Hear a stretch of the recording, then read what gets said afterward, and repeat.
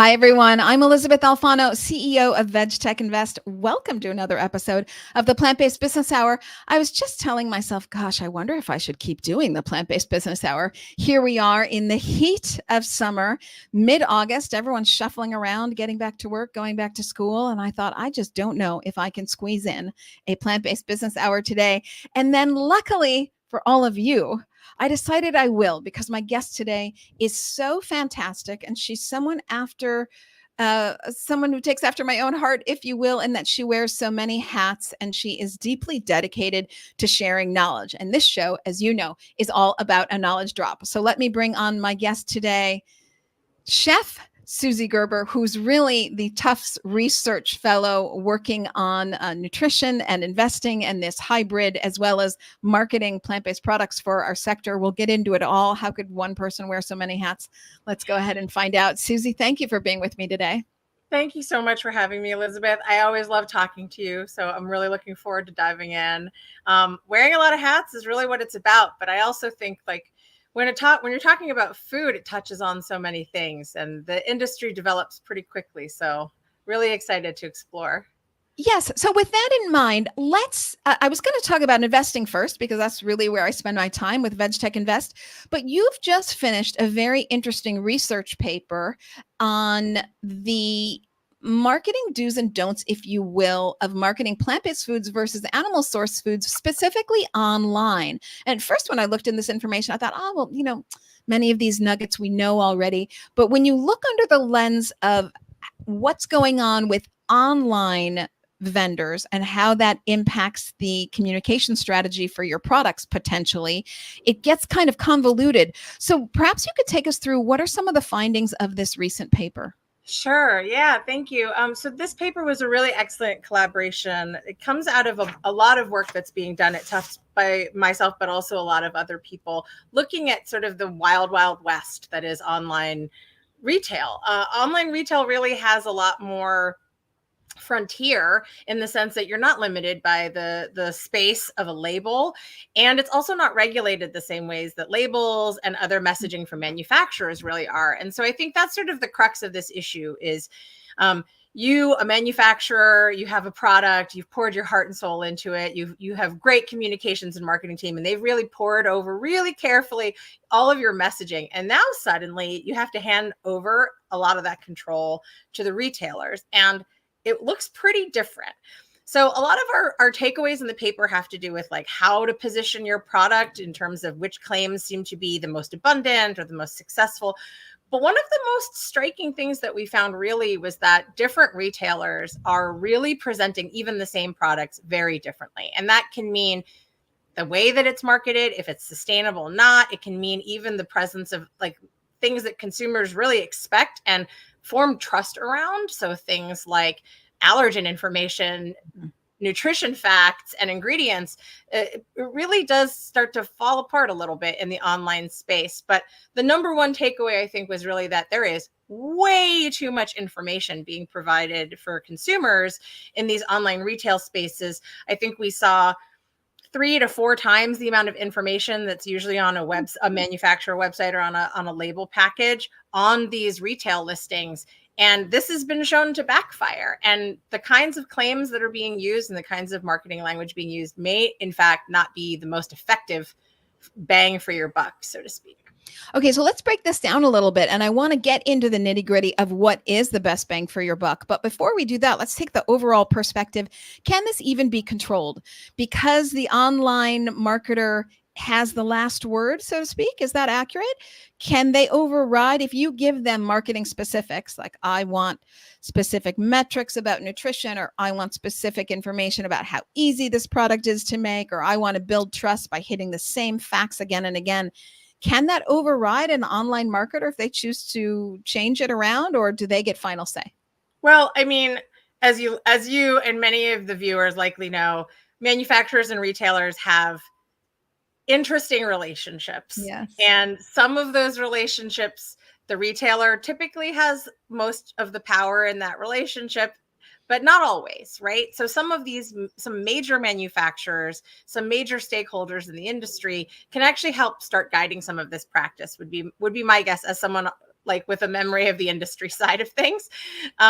So from that perspective, I mean, you can tell sort of by looking through some of these retail websites that some of this stuff is just scraped. Like they needed to provide information, and it wasn't like that they had like a tidy little file that they were just uploading. Some of it looks like it could be sort of upload error. Some of it looks like it was old, not updated regularly. So it could be as simple as something like marketing and communications people on the manufacturing side. Check out your retailers, especially the big ones, right? They're like, we looked at the 7 biggest ones in the United States. So we're seeing this in the big ones. We're not talking about small, like, or specialty online retailers. We're talking about the big guys. So Amazon. Amazon. Yeah. You have the time to check to make sure your product is being represented well on Amazon. You may not always be able to change it, but I would think that if you have good sales and good relationships with your retailers, they want to sell more of your product and you want to sell more of your product. And so you can be more vigilant and control. That said, I do think that a lot of this comes down to regulation. Right now, the way that things appear on your label, the size, the shape, the position of some of this information, that's regulated on your food product labels. It's not on retail websites. So this might actually be a policy need that if industry starts pushing for better regulation here, I think it will serve you. And I know that's usually an anathema to be like, more regulation, industry, let's advocate for it. But this one more thing to do. This might be more for your protection and especially in the consumer's best interest. And that kind of trust and transparency and safeguarding of those kinds of informational pieces like allergens, that's a no-brainer. Everybody wants that. Let's make sure people can find that information so that they don't put themselves in harm's way. See, now I would think from the online retailer's perspective, they would want plug and play as much as possible. And they wouldn't want to scrape. They would just want to take whatever you provide them and upload it and move on. Or you even upload it yourself and move on. So maybe let's get in. And I got to think that with the right communication, that would be an easy sell. So maybe let's get to then the brass tacks. If you are able to hand them a one sheet of what you really want to communicate, let's go over what that should be. I think I'll start with maybe the easy and then I'll let you take the hard. I think by now, most people on this show probably know that everyone talks about sustainability and yet it doesn't really sell product. So leading with sustainability maybe isn't the big win, but Suzi, you tell us. Yeah, I mean, sustainability is really great at taking 2 products that are otherwise similar in price and other features. And people are like, sure, if I'm choosing between 2 comparables, I'll choose the more sustainable one and feel good about themselves for the rest of the day. But it's not moving the needle if the needle needs to be moved otherwise. That's absolutely true. But here are some really important things with especially relevant to online marketing. Less is more. If you are handing people over a bunch of copy and you're like, oh, it's a website, we can put 800 words of flavor text on this. It'll hit every keyword. Every search engine will find us. Bad strategy. Less is more. Oversaturation has been demonstrated to really backfire. And if you look at some of the most successful products, especially some of the legacy products, the products that people can't live without, they almost don't market their products at all in terms of additional information provided, right? You see their logo everywhere. You know what it looks like. You know what the color and the branding scheme is, but they're not giving you like a 200-word backstory on like every ingredient that they put in. Environmental stuff doesn't sell, but health does still sell, especially structure function claims. I'm not really sure why this is not more present in the plant-based space. When we set out to do this research, I expected to see a ton of health claims on the plant-based side because famously plant-based foods are described as having a health halo, but that isn't what we found. We actually found that animal-based foods have more claims overall in the general health category, but structure function claims are like very common, like milk does a body good, calcium builds strong bones, all of those things that you associate with animal foods. There are plenty structure function claims that would be applicable to plant-based foods. And consumers find these really understandable, more understandable than the 20-word health claims that are like, in the presence of these nutrients, this nutrient can help this. That's hard for people to parse, but calcium builds strong bones, that's a structure function claim. It's supported and it can be used. Okay, just a little pushback there. So Milk Does a Body Good got sued, and that's why you don't see them anymore, because Milk actually doesn't do a body good. So The you calcium got to, strong bones is still used. yes, but Does a Body Good is out for legal reasons. So you do have to find that which you can back up. And I think I understand what you're saying is that make that health claim really easy to understand and really relatable. When you say structure, what do you mean by structure? I understand function, but you're not talking about the ease of making something like microwaves in under 2 minutes. You're not talking about that when you say Yeah. functionality. What are you talking about? So the FDA actually, like, and the FTC, like, carefully guard particular types of claims, and structure function claims are a type of claim. They mean that when you say calcium builds strong bones, you're actually talking about the function of that nutrient. Milk Does a Body Good's not a structure function claim. It's actually starting to talk a little bit more about health. And this is why health has to do with conditions of the body, like health diagnoses, or treating it like medicine. And that starts to be why those things become problematic, right? They're catchy, but when they're overly simplified, they misrepresent the science, to your point. But structure function claims, on the other hand, talk about, omega-3s are associated with this, right? Or, you're talking about the nutrient, you're saying nutrient content claims are a specific thing. It has this amount of protein or that amount of this. And then structure function claims have to do with what those nutrients do. What the benefit is for you. So it's one thing to talk about high omegas, but if you don't know what omegas do, then Right. So you're tying it back to the consumer and their needs and basically what makes their life better by making Right. their health better. These types of claims have been demonstrated to increase sales, and it's because consumers understand them. Yes. Okay. So one might need to do studies to back this up. So this might be an Structure extra function cost. claims don't need approval. That's the other thing. Supported health claims need approval because they're making a medical statement. The other thing are, you're essentially describing established facts about the nutrients, not established facts about the food, not about like mechanisms around health, right? Again, calcium builds strong bones. That's just a fact. Yes, right. And then you say you're high in calcium. So you're not tying it together. You're letting the consumer tie it together that this is high in calcium. And by the way, claim. Yes, right. Yeah, you can actually, there's lists of all these structure function claims and how they get utilized, but they are underutilized in the plant-based sector, and they're well utilized in comparable animal foods that we were comparing them to. The other key thing, the difference in the way that these things are marketed, is there was a big push to market plant-based foods for taste, for hedonics, right? We were like, stop with the ethical framing, right? And that includes animal framing, it includes animal welfare framing, it includes sustainability framing.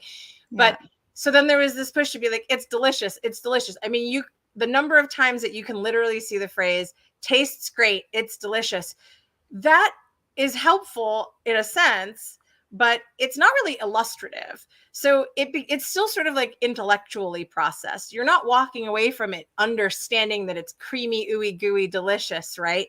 Whereas, so hedonics should really be more illustrative, more evocative of the things that make them delicious, as opposed to telling someone that it's delicious. But even more important than hedonics, which I have never seen anybody have a marketing strategy for plant-based foods that aims around it, is emotional marketing. Emotional marketing is actually considered to be more powerful than hedonic, and even more powerful when it's joined with hedonic. And that's where these ideas of like nostalgia, or, grandma's favorite, or, the thing that you can't live without, the thing that makes you feel good, the thing that connects with your identity, with your place, with all of these really deep-seated values that we have as people. We have complex relationships to food, and that kind of marketing doesn't have to be misleading. It can be 100% accurate, but you don't really see it a lot with plant-based foods, because I think we've approached it from a better for you, intellectual sort of side of things, but that's people's relationships to food is a lot more visceral than that. And so, yeah. I think a couple of things come to mind. We don't have the nostalgic claims potentially, since we haven't been around that long, but we do have great founder stories about, why I started this brand and this was meaningful to me. And so there's that kind of emotional pull potentially with the founder. And then there's also, the opportunity to really illustrate that. Like, I think Oatly does a great job of this. They're really connecting with all of their marketing, their packaging, their style of like who that younger consumer is and how that younger consumer moves through the world and what's important to them and how they prioritize and really how they act and react to things. So if you read an Oatly package, you might see like, yeah, we could have put this ad on a bench, but we put it on our package instead. I mean, they're really trying to, I don't want to say the laissez-faire attitude of younger folks, but they're just really trying to capture like who mentally and spiritually is our consumer and how they move through the world. And you know, they've had some trouble. I mean, who hasn't in this market when supply chains continue to be disrupted? China is proving to be a difficult market to break into and other things. So I'm not saying that Oatly is out of the woods, but I'm saying they've had successful marketing. I think Oatly has successful marketing in the sense that they understand their audience and they know how to connect with their audience. I still don't find their packaging particularly emotional. And I do think that, you know, we may be discounting the role of nostalgia and memory for some of these foods. I really genuinely believe that some of these foods have a right to tap into traditional foods, even if they might be new recipes based like emulating them. But also, I mean, you know, I'm 41 years old. When I was just a wee one, there were definitely new vegan and vegetarian food products that are still around. I think of like Tofutti Cuties. I think of Tofurkey hot dogs. All of these things that in like the 90s were like just sort of like trailblazing. But the people even younger than me are absolutely like major forces in the marketplace now. People 20 years younger than me are buying their own food, right? And those people have absolutely grown up with all of these foods and they have their own relationships to them. And they also have, you know, like early adopters, like the Joaquin Phoenixes and Alicia Silverstones of this world who've been talking about these things forever. They have formed identities around these things as well. Mm-hmm. That's really interesting that you think we're finally old enough to be nostalgic about what we are. Certainly the brands you mentioned, they get to say, hey, we're the OG and hey, we've been around for all of it. And I think that is very powerful. I wonder for Oatly, because I agree with you, I wouldn't say Oatly is very emotional to me, but I'm wondering, you know, I'm really not there, you know, so maybe there's relatable, but maybe not emotional. And I mean, emotional really is like, I can't imagine going home without having one of these. Yeah. Right? And I wonder for their target audience, if it is, I mean, I'd love to see that focus group, you know, I'd love to be in an Oatly focus group and see that. I think also something that just came to mind, you might know the brand Dandies. Yeah, of course. Everybody on this show, Dandies marshmallows, the only marshmallows that don't have any animal products in them. I think you don't have to have been around forever to be able to lean on the nostalgia of a marshmallow, let's say, you know, marshmallow s'mores. Everyone did it as a kid, but now, and if you listen to the founders who've been on this show, they say, you know, we took our kids to go make s'mores and we were like, we know these kids love animals. And if our children knew that we were feeding them ground up animal bones in their s'mores, they would hate us as parents. I'm going to make a sustainable that's exactly cruelty-free marshmallow. Yeah, that's every a story. time someone asks why vegans make foods that emulate animal products, the answer is largely nostalgia. You want a burger at the cookout. You want a marshmallow at the campfire. Absolutely. I mean, getting personal here, when Dandies recently announced that they were making fluff, I lost my little child mind. I did. Fluff was a huge part of my childhood. Right out of the bottle. I emailed them. I was like, I support this 100%. Where can I get this? I live in a town in Massachusetts that claims to be the inventors of fluff. I was like, let's have a big vegan fluff festival here in Somerville, Massachusetts, right? Like, it was instant. I mean, I don't care that it's not the original fluff company. Are we emotionally connected to our own past, or are we emotionally connected to specific companies? I don't owe like any particular marshmallow company like Brax or whatever. I don't owe them my nostalgia. My nostalgia is roasting marshmallows with my family, like you said, right?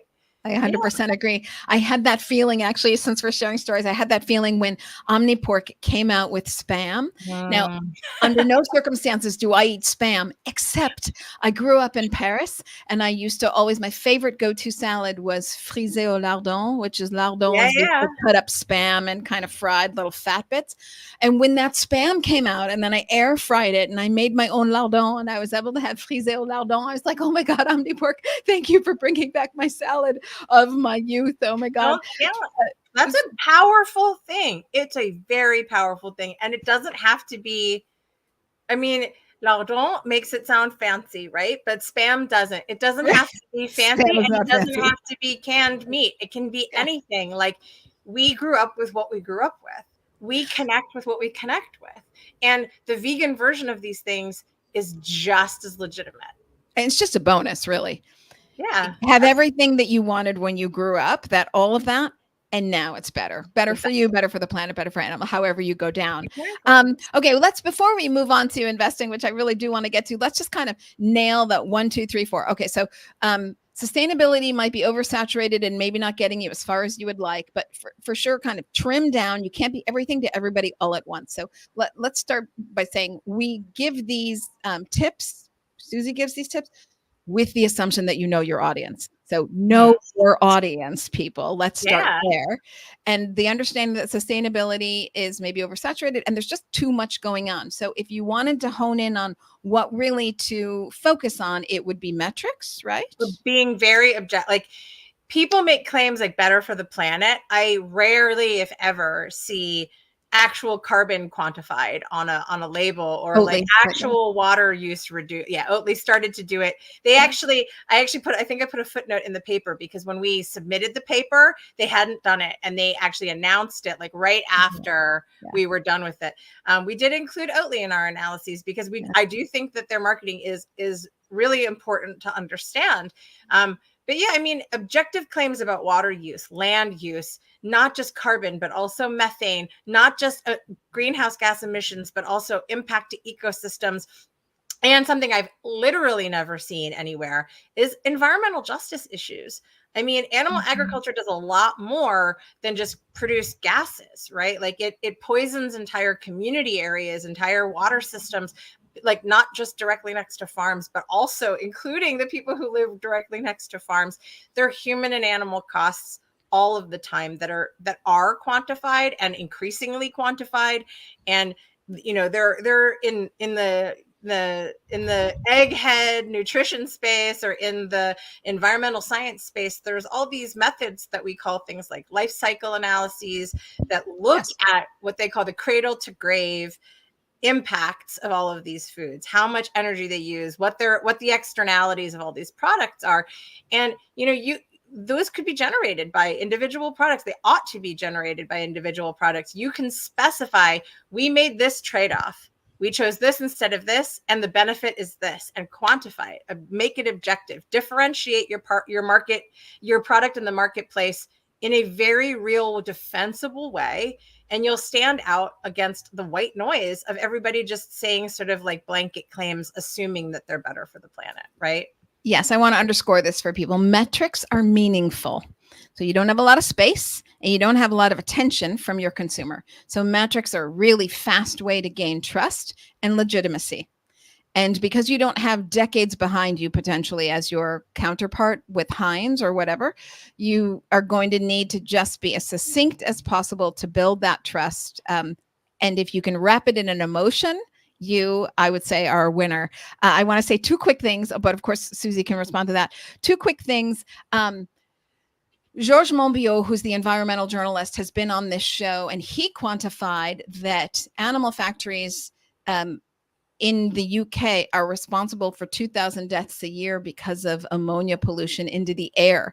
Now, we often think 80 billion animals are in factories. Where do animals go to the bathroom? In a plush condo? No, they go in your land and water. So we often talk about infiltration into land and water, which is how something like lettuce can have salmonella or something, because the feces are running down as the manure pits overflow.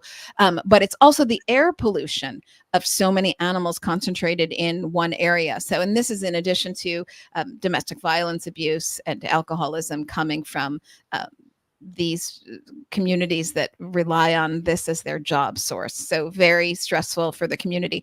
But also, I'll say, sort of as an anecdotal note, I put out a post recently on LinkedIn about how processed meat. So yes, meat is processed. In fact, it is a category determined by the meat industry in the 1970s. That would be bacon, sausage, deli meats, hot Some of dogs. the most highly processed food out there. It is the most highly processed food out there. So it's very strange that they're then calling plant-based processed, but conversation around with time. So I put that it is a class 1 carcinogen according to the World Health Organization. It increases your chance of cancer by 17%, even just one serving. The backlash I got, because people think that processed meat is healthy. So in egregious miscommunication out there. And because we don't have the marketing dollars that our industry counterparts have, less is more, and metrics can get across a point really quickly. Suzi, final word. What would you add there? Oh yeah, I mean, the knock-on effects, like you mentioned about the ammonia, are huge. But I just finished another paper where we talk about how, like, some crops, like just regular good old vegetable or nut crops, we lose something like 25% of it to toxins or other kinds of like farm effluent. That's like a huge, like, to generate one source of food, you're essentially depleting another source of food. So it really touches on everything from food security to local health to, ocean dead zones to atmospheric change. It's really like, it's very hard to focus on one thing, but to your point, on a label, you have to focus on one thing. And those things are very salient. When you have a number, when you have a percentage, when you can really quantify it in hard data, it really goes a long way with consumers who are now very sensitive to greenwashing. Yes, 100%.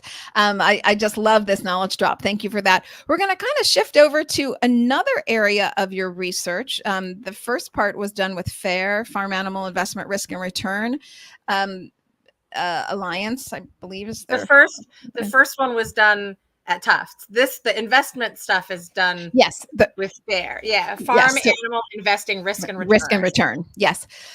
So your paper with FAIRR really talks about the protein and nutrition framework that investors can consider when they make investments. And I thought this was a very interesting topic. We with VegTech Invest focus on this a little bit, but it was interesting to see how you and FAIRR, and it was Sophia Condes from FAIRR, who's your co-author. She and I were on a panel at COP28 together. So fond memories of Sophia. Great person.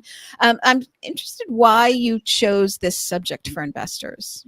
Yeah, well, I mean, sort of apropos of your last topic, not that it was the core of it, but it's one of these pernicious rumors, right? The idea of processing. So there are these sort of, undying myths that plague the food industry, especially around protein foods, and especially once you start comparing animal foods and plant-based alternatives to those animal foods. All these sort of myths and sort of almost like, I'm not going to call them religious beliefs because they're not, but they have that level of commitment to them, right? People really at their core beliefs that people have. And, I say this all the time. You've never eaten a piece of meat that's not processed. Not a single piece of meat is not processed. It requires processing. Dead animals, ourselves included, rot the second we start dying. An enormous number of things have to go into arresting that process. However, you've probably eaten an apple.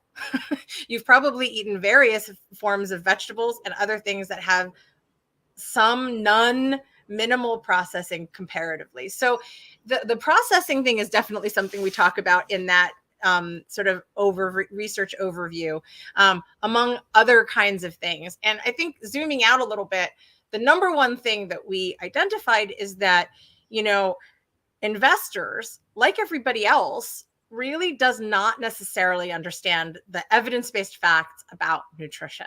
However, investors really have a lot of influence a huge amount of influence on what our food supply includes and how things can sort of develop across time. And so a lot of investors have expressed an interest in wanting to change the world for the better, increasing healthy food supply, or maybe other ethical stances, sustainability, animal welfare, and public health, right? So in order to do that, they have to know the facts, right? And so FAIRR and I, we sort of teamed up on this mission to help drive a healthier, more informed food system using one of its most powerful agents and stakeholders. Because as we say in the paper, investors have an interest as shareholders in protecting public health, right? This is the future of national economies, global economies, labor markets, the way that things develop, the success of individual companies, of entire portfolios of theirs, all of these things actually are impacted by all of these decisions, and they can't be made if they don't have the facts. So that's where we come in.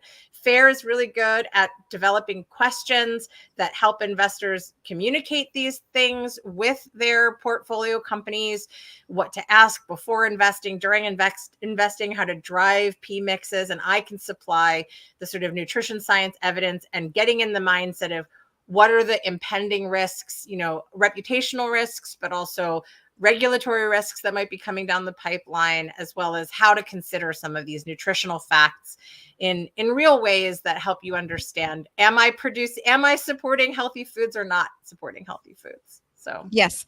So we do this work at VegTech Invest, and indeed our financial product in the public markets, the publicly traded ETF that's focused on sustainable food systems transformation, has the nutrition component in it. And what we have found, which is why I'm so happy to see this paper, is that investors know they have a lot of power. They're also loath to use it. So we just put out, in collaboration with Harvard, a white paper on the top 5 best practices for stakeholder engagement. I'm just going to elaborate for the listener here something you said. It's not just the shareholder who has great power, shareholder being the person or entity or endowment that invests, but the stakeholder. So you might not be invested in Nestle, but the damage Nestle does to the planet, you as a shareholder, a stakeholder, someone who lives on the planet and is impacted by ammonia or water runoff from manure pits or whatever, you have a stakeholder engagement path to follow, even if you're not an investor. So sometimes these moves to change practices from companies that are publicly traded can happen whether you're an investor or not, is my point. But to get back to it, investors also feel overwhelmed, very much like the consumer reading the pack with all the marketing claims. They are so overwhelmed, and the recent backlash against ESG and responsible investing, and now some pension funds, if they're in Texas or other places, it's they don't have the right to invest in sustainable options and not in oil and gas, as this has been turned into law in some places. So there's been this enormous pushback, and investors themselves feel very much like the consumer. Too much information, too many fights on the table, too much going on, and they don't have the bandwidth to look at it all. So I'm wondering if your paper primarily focuses on information, but I'm wondering if you have found that consumers have been grateful to receive this information, or what have they done with it now that they have it, if anything? I mean, I don't, it's too new to know what the actual impacts of this one paper actually are, but I will say this, like, investors are consumers. They are consumers in the sense that they also make consumer-based decisions, but in the sense that they are not experts in food, even if they invest in food. They are not experts in nutrition, even if they have to balance their own nutrition, right? And so there is a tendency with nutrition, because it intersects all of our lives multiple times a day, for us to over assume that we understand it, or to I see this tendency to have like one rule, and you explode the rule into being bigger than it is, right? And protein is one of those things, right? Like, people always ask me, like, how much protein this and how much protein is too much, and this. And the answer is, it is variable to an individual, because behavioral choices interact with that. That becomes very complex for people. And so they adopt things like, well, I need to hit a certain amount of this a day or that a day.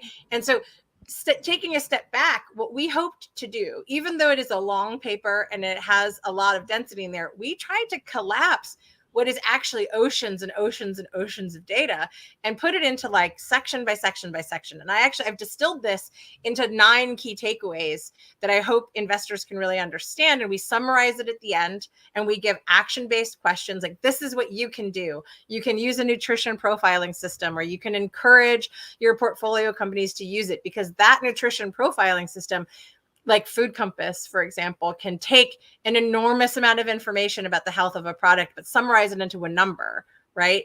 And it's more sophisticated than Nutri-Score, and it's more sophisticated than the stoplight system, but it's still one number. At the end of the day, it's a number that you can sort of reflect on. And it's, 2 little numbers that you can really just gauge. And there are a couple of key things like that, right? Like, what is processing and how to understand processing, and the fact that, to your point, we really need to understand that there is in fact good processing and there's bad processing, and that people over assume that the foods that they're familiar with are not processed, and that there is in fact no relationship between naturalness of a food and healthfulness of a food. And in fact, the idea of healthy as a food kind of doesn't exist.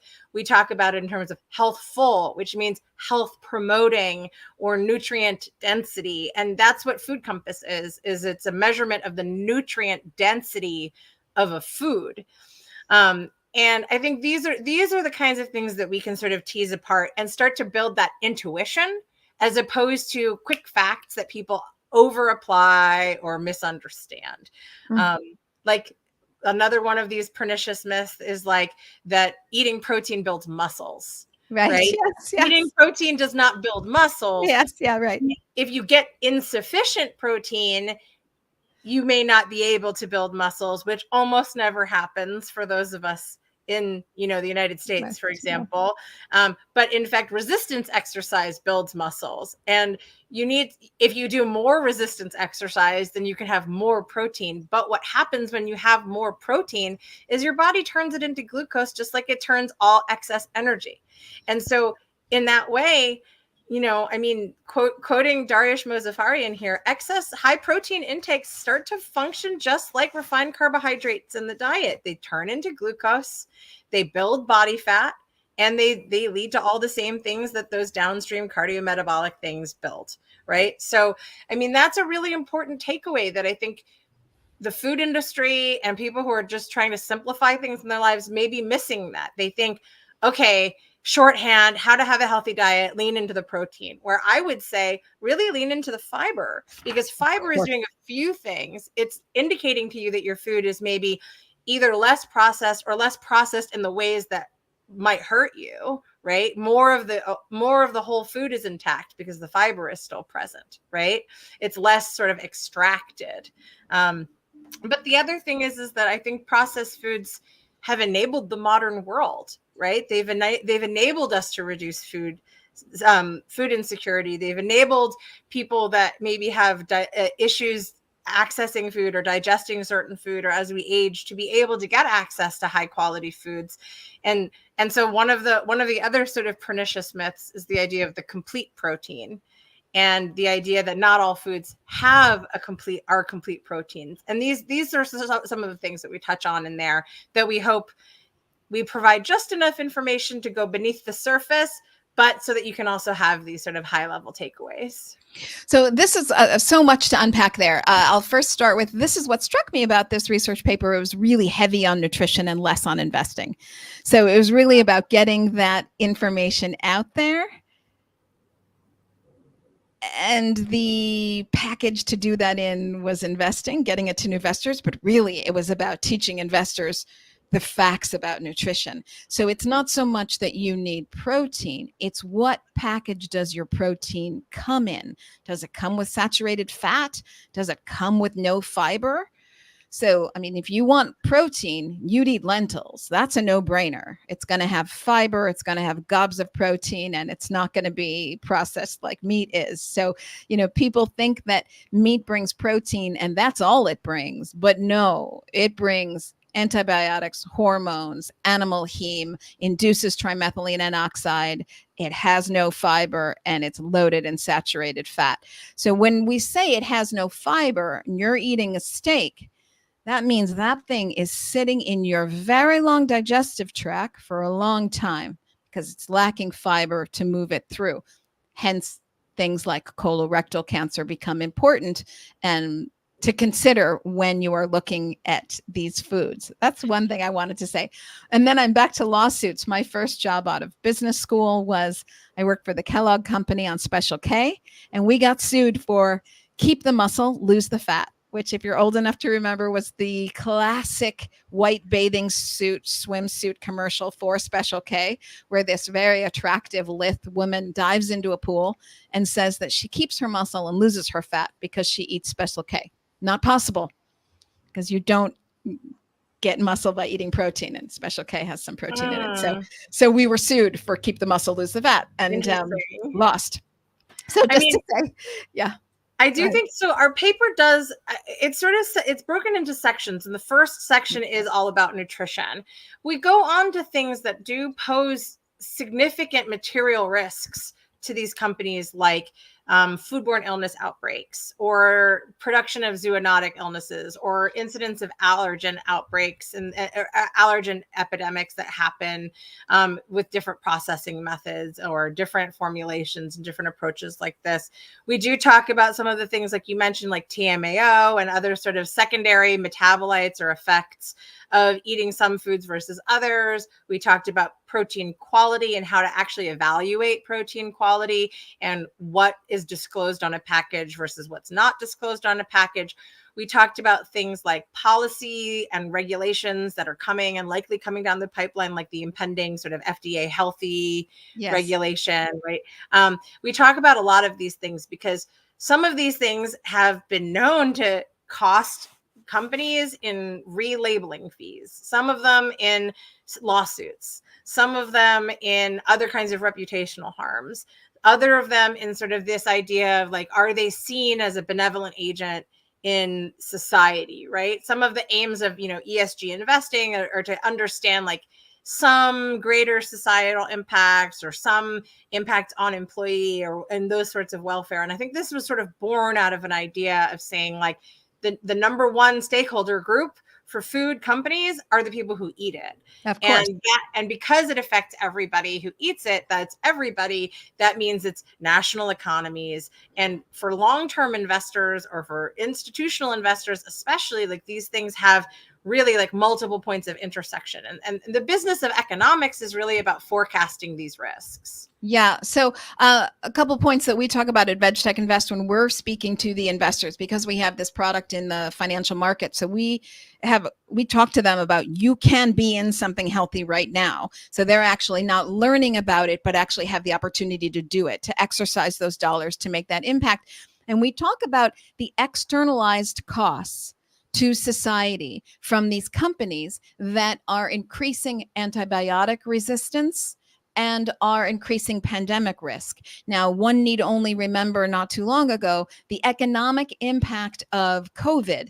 So if you have quantitative tightening now, it's because you had such quantitative easing during COVID. So that's a very material risk to one's portfolio, one's clients, and their livability, if you will, through finance. So the externalized costs are actually quite significant, according to the FAO, the Food and Agricultural Organization of the United States, of the United Nations.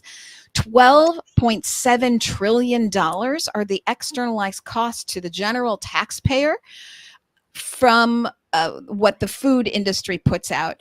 73% of that 12.7 is because workers are sick. So they're not being as productive. You talked about labor markets. Because they're not being as productive. They're needing more time off. And the increased cost of healthcare when you have heart disease and diabetes and colorectal cancer. The other 20% was due to the environmental cost we all pay to cover up for these companies. And then the last 7 were kind of miscellaneous numbers. And I mentioned this 12.7 so people can conceptualize that's worth 10% of global GDP. So it's not minor, the externalized costs that these companies put out to society. And I think with AI, you're going to have more transparency along the supply chain. And what you're doing now with FAIRR will soon be done by scanning your phone in the grocery store by a barcode, and you're going to see, oh, this is processed in this way, or this company has, this regenerative principle in farming legumes and beans, or not, or they're maybe doing nefarious things with their labor force or what have you. And I think soon consumers are going to be able to make these kind of decisions, and then it will be more important to the investor. Right now, I'm talking to the investors about these exact same things. They're not hooking in. They're hooking in on climate change. They're not yet hooking in on nutrition. Yeah. And I think because climate change, like the languaging around climate change has become salient, urgent, and immediate, right? And I think that's one of the things about nutrition that makes it so challenging from a science communication standpoint, is that nutrition has latent effects, right? What you do today affects you 20 years from now. And I think it's not specific. It's very hard to say. You can say heart disease is directly related to eating lots of meat, but there are other factors to consider. So it's not noise free. Would that be correct? It's not noise free. And the thing is that the way that we describe things like processed food or nutritional effects is often kind of like zero sum or very binary. Like we're quantifying it by like the presence or absence of something, as opposed to like the dose or the frequency of the exposure. And it's these things that are going to start to become more important. And tools like AI will be very helpful for this, I think. But I also think there will be the purpose of a paper like this that touches on multiple aspects, multiple avenues of these material risks. What this should signal to the investor is any one of these can gain traction at any time. That's the logic. There are multiple models. You can use even more sophisticated social models to understand, okay, what's the next most likely social stakeholder caucus that's going to rise up around this, right? Is it going to be public health? Is it going to be animal welfare? Is it going to be, kids working in factory farms? Is it going to, like, there are all these concepts that come up around these things, whether they're human rights violations, animal rights violations, public health outcomes. There are multiple avenues of risk, but at any time it could swell. One of these could swell and immediately cause that damage to a company. And so they need to be on your radar. Yeah, I really want to point this out. FAIRR, which does incredible work. They've done so many papers on antimicrobial resistance, pandemic risk. And also with Bloomberg, they have done a series of articles on the labor injustices, including employing children using chemicals, employing children at night, employing children that are undocumented, and employing children in with like saws and like heavy machinery. That has been brought out to light with the media. And again, just doesn't get that attention that one would think. Hopefully for those listening on audio, I'm going to walk you through, but for those seeing us on video, I'm looking here at an ESG paper. Now, this was done with some of your colleagues at Tufts, and it was not done with FAIRR, but I think this gives a good representation of this overlap that we're talking about. You can see here, Suzi, maybe do you want to walk us through the Venn diagram? So we wrote a position paper. It was the first author was Dr. Megan O'Hearn. I was the second author on this paper working in the Mosafarian Research Lab. And our position on this was that, we want to bring what we call the nutrition or the health into ESG. And there have been various attempts to bring health into ESG conversations because consumer effects are largely missing from this. But as you mentioned, the material externalities of them are really vast and really very substantial. So in our vision of this, the nutrition aspect of public health sort of lives within the S of ESG. And so what you have on the screen is this sort of Venn diagram where you've got the environmental effects, and they're not discrete from social effects and or governance effects. They all overlap because they all effect. I actually drew my very sophisticated design skills made this graph actually.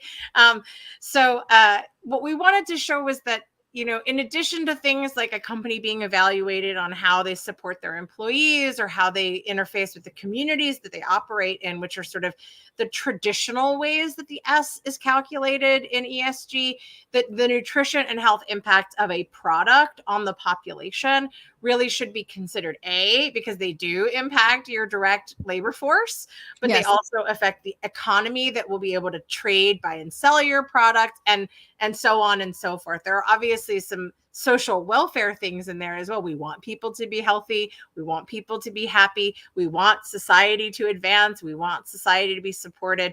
But there are incredible amounts of costs associated with what we increasingly call diet-related diseases. Diet-related diseases are the leading cause of death in the world.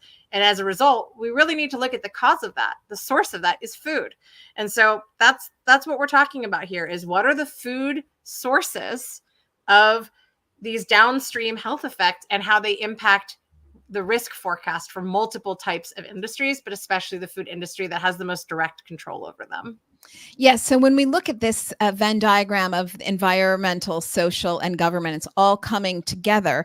You see that health and nutrition as part of the social contract in environment, social, and government really becomes a big portion of our food system. $14 to $19 trillion, depending on who you speak to, in value. 1.4 trillion of that is related to the meat industry. 900 billion of that related to the dairy industry. And I would say outsourced pain to society, if you're looking at 12.7 trillion, outsourced pain to society comes from the food sector and comes from this sector in particular. Now, here we're talking about health and nutrition, but of course, we at VegTech Invest constantly talking about the environmental impact.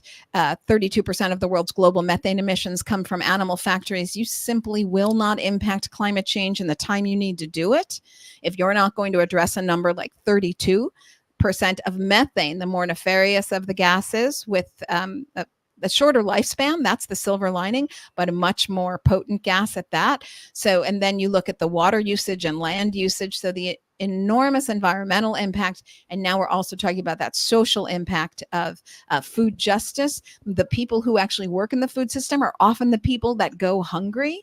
So the current food system that we have based on animal proteins means not everyone gets fed because it takes such enormous natural resources. Back to the environmental. Producers are often the most disenfranchised of that is right. Supply chain. That is right. And then I would say it's also governance. I don't press on this with investors, but Food and Drug Administration, that's the pharmaceutical and the meat lobbies together as one, with some government reassurance there and subsidies.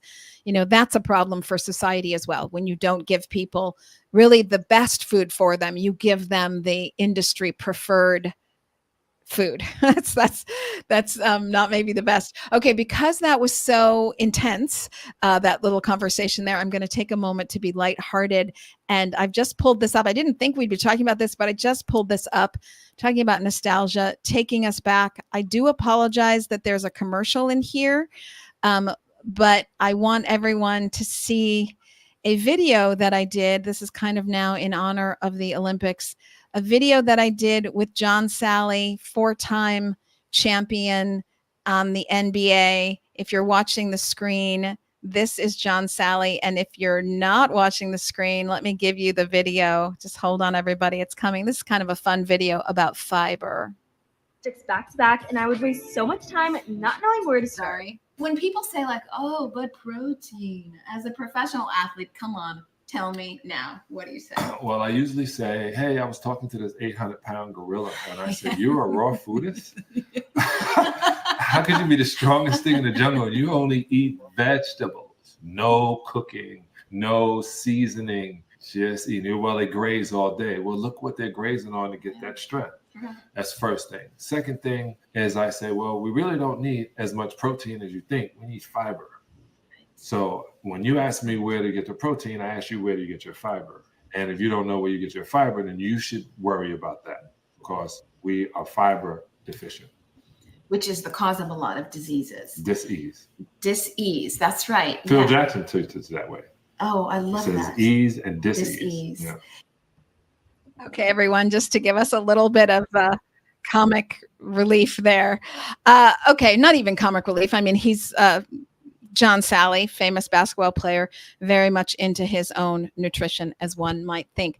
Okay, as we wrap up here, what is the takeaway that you would like to have investors leave with?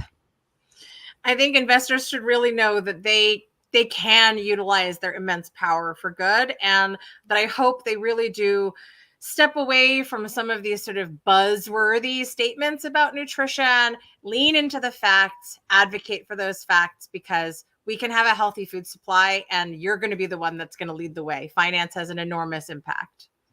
Yes, I would agree with that. And I'm going to put right now in the comments this general research paper with FAIRR and Suzi on the, let me just paste it, everybody.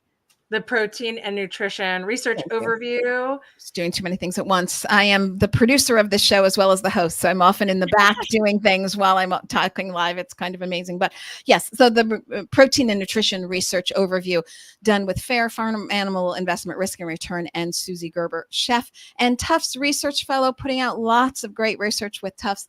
Again, that ESG paper that we referenced as well, and I might as well put that in the chat for everyone so you could see that great graph that we had previously on the screen about how ESG, which I'll be honest, that's not really something we talk about anymore. There's been so much negative discussion about ESG, which does come with its own baggage. You know, maybe it's too vast of an umbrella to cover everything all at once. Environment, social, and governance, that's a lot to cover. But still, it's great to see how food definitely squarely hitting on all of those three areas, and nutrition and health. Now, thanks to Tufts and FAIRR and Suzi and VegTech Invest, hold on, all of us working to make sure that nutrition and health is considered, because it has enormous environmental and social impact. Absolutely. Thank you for having me. Oh, Suzi, it's been great. We have so much to work on together, and I appreciate that you have done so much, and you and I should collaborate because we're just of the same mind and do so much of the same work in different ways, and then we overlap like a Venn diagram. So let's make sure to stay in touch. I appreciate that. Suzi, you don't go anywhere, but everybody else on Facebook, LinkedIn, YouTube, and X, I will see you all next week. Oh my gosh, Plant-Based Business Hour never sleeps. Bye, everybody.